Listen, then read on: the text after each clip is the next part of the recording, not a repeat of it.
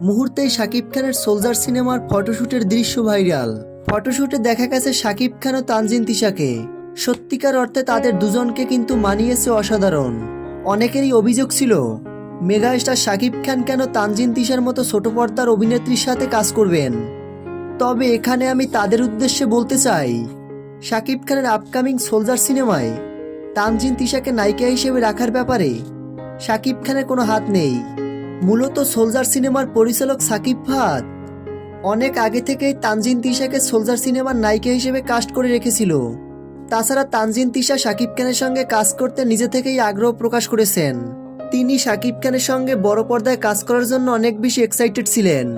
তানজিন তিশা গোপনে শাকিব খানের সঙ্গে বেশ কয়েকবার বৈঠকও করেছেন।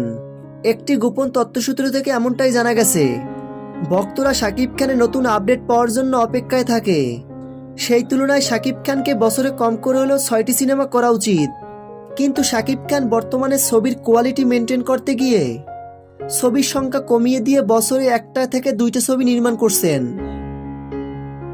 প্রিয় দর্শক মণ্ডলী, শাকিব খানের সোলজার সিনেমা নিয়ে আপনারা কতটা এক্সাইটেড ভিডিওর নিচে কমেন্ট করে জানিয়ে দিন।